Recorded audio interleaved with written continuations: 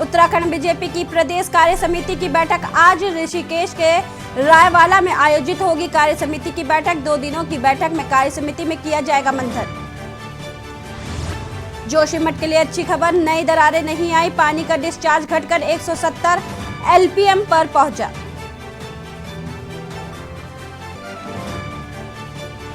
जोशीमठ को लेकर वैज्ञानिकों ने जुटाए भूधसाव के आंकड़े, जांच एजेंसियों की इस मांग के बाद अब हाथ पैर मार रही सरकार। 4 धाम यात्रियों के लिए इस बार भी पंजीकरण अनिवार्य, जोशीमठ भूधसाव का नहीं पड़ेगा कोई असर।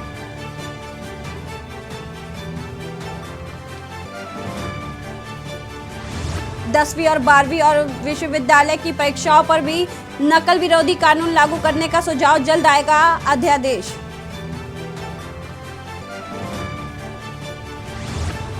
मौसम ने बदली करवट, राज्य भर में बादलों का पहरा, केदारनाथ में हुई ताजा बर्फबारी।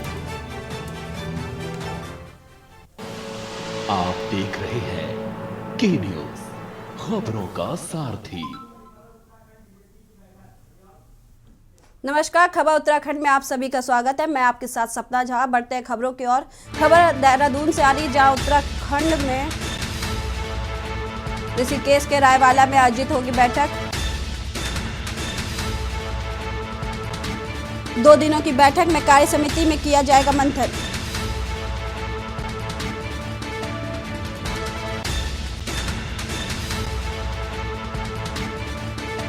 उत्तराखंड बीजेपी की प्रदेश कार्य समिति की बैठक आज ऋषिकेश के रायवाला में आयोजित होगी बैठक। 2 दिनों की बैठक में कार्य समिति में किया जाएगा मंथन। ऋषिकेश के रायवाला में आयोजित होगी बैठक। उत्तराखंड बीजेपी की प्रदेश कार्य समिति की बैठक आज ऋषिकेश के रायवाला में आयोजित होगी बैठक। 2 दिनों की बैठक में कार्य समिति में किया जाएगा मंथन।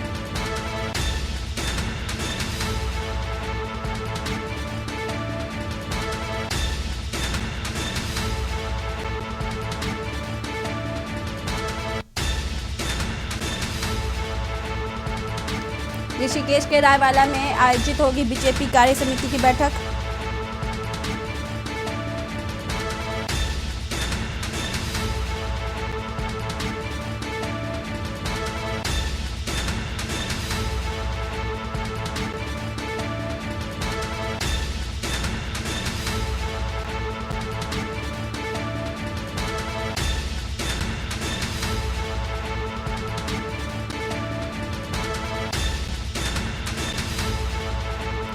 उत्तराखंड में बीजेपी मिशन लोकसभा 2024 में जुट गई है, जिसको लेकर प्रदेश कार्य समिति की 2 दिवसीय बैठक में मंथन किया जाएगा। बीजेपी प्रदेश कार्य समिति की 2 दिवसीय बैठक आज से ऋषिकेश में रायवाला स्थित द वुड्स रिजॉर्ट में आयोजित होने जा रही है। पार्टी के राष्ट्रीय महामंत्री व प्रदेश प्रभारी दुष्यंत गौतम, राष्ट्रीय उपाध्यक्ष व सह प्रभारी रेखा वर्मा, मुख्यमंत्री पुष्कर सिंह धामी की उपस्थिति में होने वाली बैठक की अध्यक्षता प्रदेश अध्यक्ष महेंद्र भट्ट करेंगे।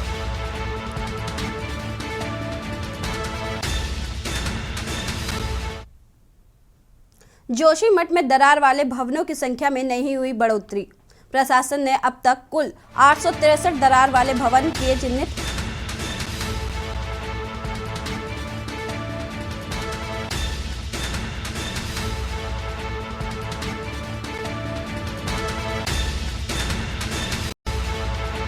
अग्रिम राहत के तौर पर वितरित की गई धनराशि।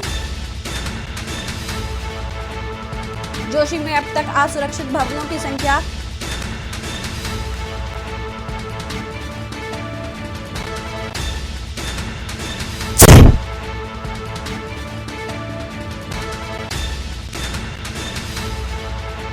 तो 105 प्रभावित किराएदारों को वितरित की गई धनराशि।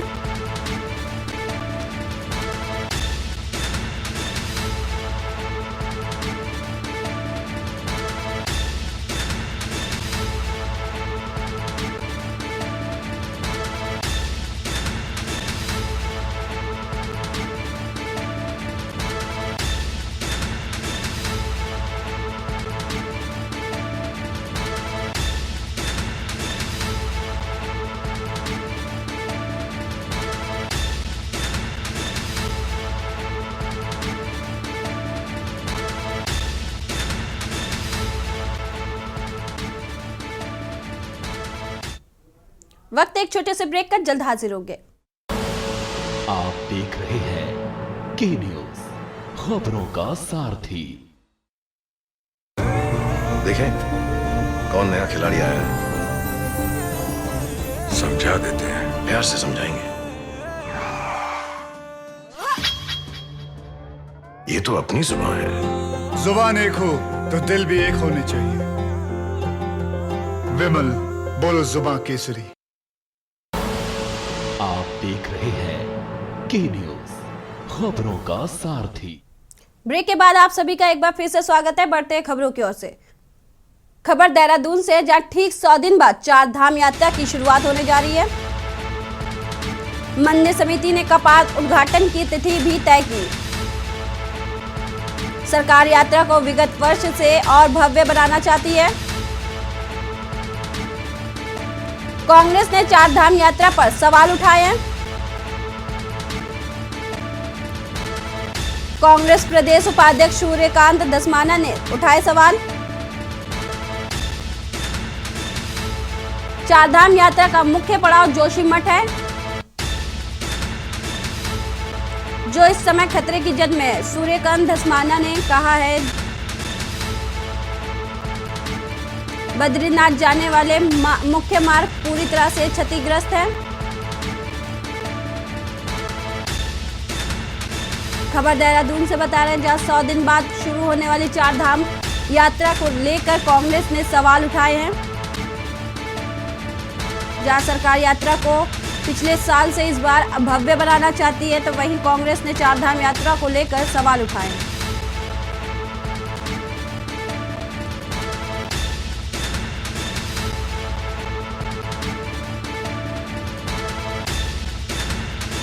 कांग्रेस का कहना है, 4 धाम यात्रा का मुख्य जगह जोशीमठ है, जो इस समय खतरे की जद में है।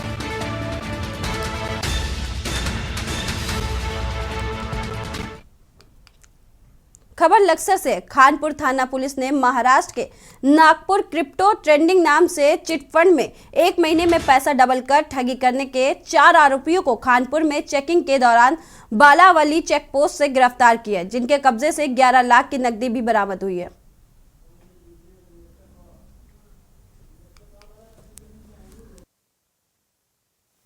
जो 26 जनवरी और जो एहतियात से हम चेकिंग करवा रहे थे, उसी में एक चौपहिया वाहन में हमने 11 लाख रुपए के करीब जो है चेकिंग के दौरान पकड़े थे। और इसमें जब जानकारी की गई तो नागपुर पुलिस में जो नंदनगांव थाना है महाराष्ट्र में, वहाँ पे इन पे खिलाफ धोखाधड़ी में मुकदमा जो पंजीकृत होना जो है पाया गया। और इसमें उस टीम को जब हमने सूचना दी तो उस टीम के द्वारा जो मुकदमा पंजीकृत था उसमें ट्रांजिट रिमांड लेते हुए इन अभियुक्तों को अरेस्ट करके नागपुर ले जाया गया।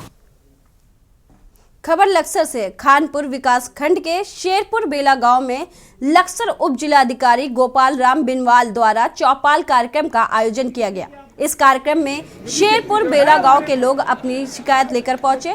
चौपाल में बतौर मुख्य अतिथि शिरकत कर रहे उप जिलाधिकारी ने लोगों की समस्या सुनी, जबकि कुछ शिकायतों को मौके पर ही निस्तारण किया गया और काफी शिकायतें जैसे विकलांग सर्टिफिकेट व पेंशन के साथ भूमि पैमाइश और जल निकासी की शिकायत आई। चौपाल में सभी संबंधित अधिकारियों को तत्काल शिकायतों के लिए निस्तारण करने के तुरंत निर्देश दिए गए। लक्सर उप जिलाधिकारी ने ये निर्देश जारी किए।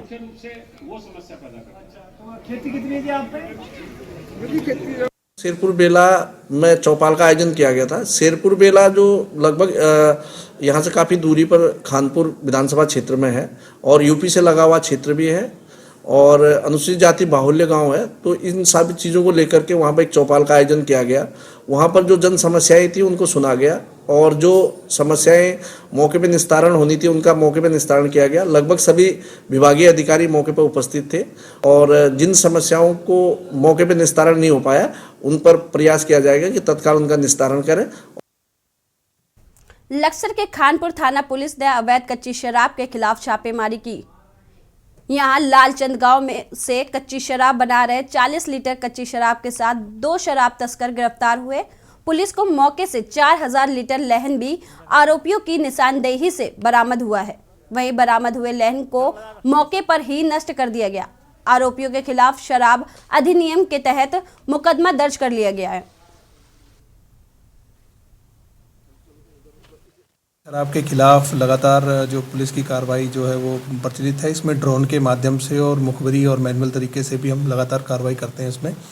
इसमें लगभग 4000 से ऊपर जो है लीटर से ऊपर हमने लाहन भी नष्ट किया है और कच्ची शराब के जो उपकरण हैं और कुछ लोग जो हमने इसमें अरेस्ट किए हैं।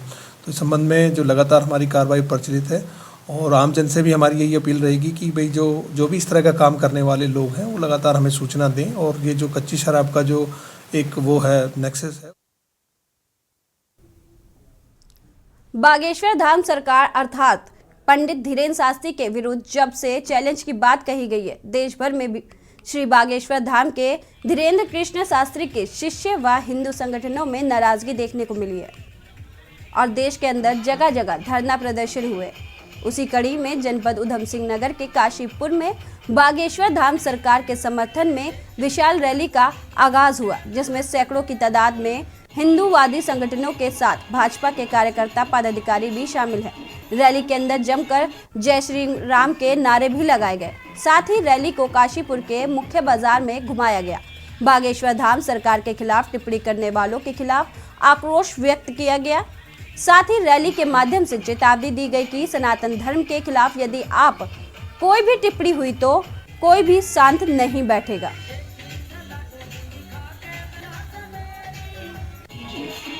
देखिए, सनातन सत्य है और बागेश्वर धाम बालाजी महाराज जो हैं छतरपुर वाले, उनको लेकर के उनकी आध्यात्मिक शक्तियों को लेकर के बहुत सारे प्रश्न उठ रहे थे। काशीपुर के युवा धार्मिक जो हमारे संगठन है उन सबने आज बागेश्वर धाम बालाजी महाराज के समर्थन में ये ध्वज यात्रा निकाली। हमेशा प्रश्न हिंदू आस्थाओं पे ही क्यों उठता है, कभी अन्य धर्मों पे भी प्रश्न उठने चाहिए। तो निश्चित रूप से बागेश्वर धाम बालाजी महाराज जो अपनी सीधे साधे शब्दों में बेबाक राय रखने वाले हैं और किसी प्रमाण की आवश्यकता नहीं है। रामचरितमानस पर स्वामी प्रसाद मौर्य द्वारा विवादित बयान दिया गया था। इसके बाद पूरे देश में स्वामी प्रसाद मौर्य का विरोध हुआ। साधु संतों द्वारा भी स्वामी प्रसाद मौर्य के बयान पर सख्त आपत्ति जताई गई थी, मगर उसके बावजूद भी स्वामी प्रसाद मौर्य द्वारा ट्विटर पर साधु संतों पर अमर्यादित टिप्पणी की गई। इनके द्वारा कहा गया कि मेरे बयान का विरोध करने वाले संतों, महंतों और धर्माचार्यों व जाति विशेष लोगों को क्या कहा जाए, मां शैतान या जल्लाद। इस बयान के बाद निरंजनी अखाड़े के आचार्य महामंडलेश्वर कैलाशानंद गिरी ने स्वामी प्रसाद मौर्य को हिदायत देते हुए कहा कि साधु संतों से माफी मांग लो, नहीं तो हमारे नागा सन्यासी आपको ठीक कर देंगे।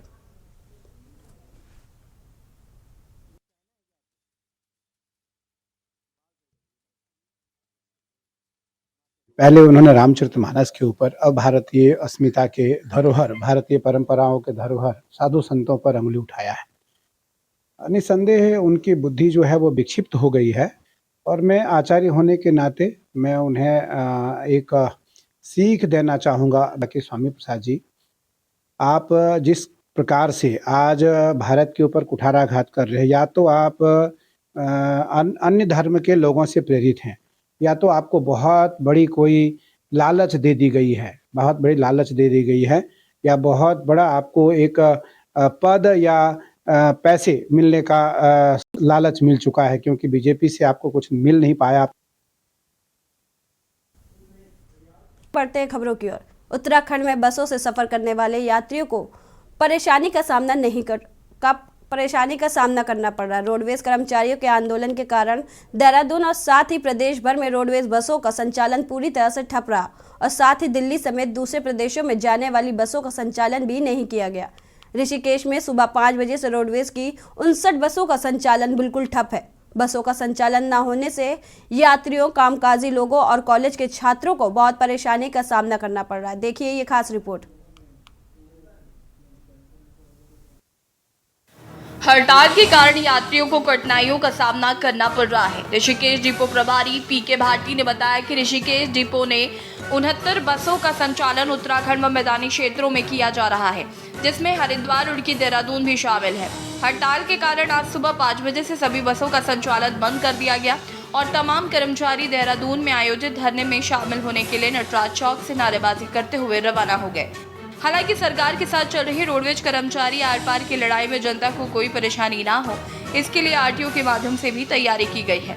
अभी पता चला है और कारण तो वही बेहतर बता पाएंगे, लेकिन वर्तमान में यात्रियों को परेशानी न हो तो इसके अलावा जो हमारी प्राइवेट सर्विस ऑपरेटर्स हैं, जीएमओ, टीजीएमओ, यातायात, इन सभी को एक्टिवेट कर दिया गया है कि जहाँ के लिए भी उन्हें गाड़ी चाहिए, स्पेशली जो उत्तराखंड के विद इन स्टेशन है, उसकी अवेलेबिलिटी बनी रहे। और जैसा मैं देख रहा हूँ अभी जितने यात्री हैं उनको लगभग गाड़ियाँ मिल रही हैं शॉर्ट डिस्टेंस के लिए। हो सकता है लंबे समय से रोडवेज कर्मचारी अपनी मांगों को उठाने के लिए सरकार के साथ हर बार दो चार होते हैं, लेकिन इस बार कर्मचारियों ने मन बना लिया है कि ये लड़ाई लंबी चलेगी, क्योंकि लगातार सरकार और रोडवेज कर्मचारियों के साथ वार्ता में रोडवेज कर्मचारियों के हाथ अभी भी खाली हैं। उनकी मांग है कि लंबे समय से रोडवेज में काम करने के बाद भी नियमितीकरण अभी तक नहीं हो पाए, वही जो बाहर से गाड़ियां रोडवेज में लगाई गई हैं उनको भी जल्द से जल्द बाहर किया जाए। निगम इसलिए धरने पे है कि लोगों को 16 साल हो गए पर कंटिन्यू बसों में जो है ड्यूटी करते हुए उनको नियमितीकरण नहीं किया गया। ठीक, नंबर 2 दूसरी बात ये है कि जो ये अनुबंधित गाड़ी लगा रखी है ना, इनका जो है हटा करके निगम की गाड़ी लगाई जाए। सरकार अपना बेड़ा 2000 का करे, पर्वतीय डिपो है और मैदानी डिपो है, इसके लिए जो है अपनी निगम की गाड़ी लगाए, जिससे जो है निगम उन्नति की ओर जाए। और अनुबंधित गाड़ी लगा करके मोटर मालिक को पेमेंट करते हैं, हम लोगों को 6 महीने तनख्वाह नहीं मिलती है। हाल ही में सरकार के साथ हुई रोडवेज प्रबंधकों की वार्ता फेल होने के बाद कर्मचारी अचानक एक दिन की हड़ताल पर हैं, तो वहीं आम जनता सड़क पर बैठी हुई है। कोई अपने दफ्तर के लिए जाने के लिए लेट है तो कोई किसी समस्या को लेकर रोडवेज की बस से सफर नहीं कर पा रहा। रोडवेज के बाहर प्राइवेट वाहनों भी मनमान में पैसे वसूल जनता से किए जा रहे हैं। मतलब कि कहाँ जाना आपको? जाना तो मुझे तो देहरादून था। अच्छा। अब देहरादून के लिए भी बस नहीं है, किसी के लिए बस नहीं है। अभी सोच रहा था दिल्ली के लिए एक रोडवेज बस दिख रही है और नहीं है। कितनी परेशानी हो रही है? अब परेशानी तो है ही सर। अब ये लोग तो रेन तेन पैसे मांग रहे हैं, जो भी मांग रहे हो बस कह रहे हैं आप तो 2000-1500 रुपये देंगे। बताओ क्या कर सकते हैं। नहीं, हमें मजबूरी है, कैसे जाएं, न इधर के न उधर के, हम तो कहीं के भी नहीं रहे हैं। कम से कम आप हाँ इतना टाइम किसके पास है, इतना छोटा बच्चा, 1-1.5 घंटा ही हो गया। हाँ काफी देर हो गई, वही तो जॉब छूट गई, मजबूरी हो गई। कहाँ जाएं बताओ, मुजफ्फरनगर से आ रहे हैं, घर जाना है देहरादून। वहीं भाजपा का मानना है कि जल्द ही सरकार रोडवेज कर्मचारियों के साथ वार्ता कर उनको मनाने की कवायद में लगी है। संभवतः जल्द ही इस पर कोई निर्णय निकल आएगा, लेकिन यात्रियों के लिए भी अन्य वैकल्पिक व्यवस्था की गई है। रोडवेज की जो आज हड़ताल हुई, हमारे अधिकारी उनसे वार्ता कर रहे हैं रोडवेज कर्मियों से, और निश्चित तौर पर जल्दी हड़ताल खत्म होगी और किसी प्रकार की दिक्कत उत्तराखंड के लोगों को ना हो, इसकी वैकल्पिक व्यवस्था जो है सरकार ने की है। और बहुत जल्दी जो है उनसे वार्ता कर और उनकी जो भी मांगे हैं उसको हम उस पर विचार कर उनको मांगने सरकार हड़ताल को खत्म करने का काम करेगी। लगातार रोडवेज कर्मचारियों को मिल रहे मांगों को लेकर आश्वासन अब तक विफल नजर आई। यही वजह है कि अब कांग्रेस भी सरकार से परेशान यात्रियों के जल्द से जल्द कोई हल निकालने की बात कर रही है। कांग्रेस का मानना है कि लंबे समय से अपनी मांगों को लेकर लगातार सरकार के खिलाफ विरोध प्रदर्शन कर्मचारियों का जारी है। हर बार वार्ता विफल होती है और यात्री परेशान होते हैं और कर्मचारियों के पास सिर्फ अपनी मांगों को मनाने के लिए प्रदर्शन ही बचता है। संयुक्त मोर्चा ने चेतावनी दी कि अगर मांगे पूरी ना हुई तो वो 31 जनवरी की रात से निश्चितकालीन हड़ताल को शुरू कर देंगे। इस बार विभिन्न मांगों को लेकर परिवहन निगम कर्मचारियों के संगठन संयुक्त मोर्चा बनाकर आर पार की लड़ाई के लिए पूरी तरह तैयार है। इसके तहत 1 दिवसीय धरने का कार्यक्रम भी चल रहा है, जिसमें आज ISBT देहरादून, परिसर, हरिद्वार, रुड़की सहित कई जगह धरना प्रदर्शन किया जा रहा है, लेकिन इसका खामियाजा सिर्फ जनता को उठाना पड़ रहा है। अगर वार्ता का कोई ठोस निर्णय जल्द ना निकाला गया तो आगे की जनता को परेशानी झेलनी होगी, सरकार की मुश्किलें भी बढ़ सकती है। ऋषिकेश से सहयोगी बसंत निगम और राजेश वर्मा की रिपोर्ट। फिलहाल खबर उत्तराखंड में इतना ही। देखते रहिए के न्यूज़।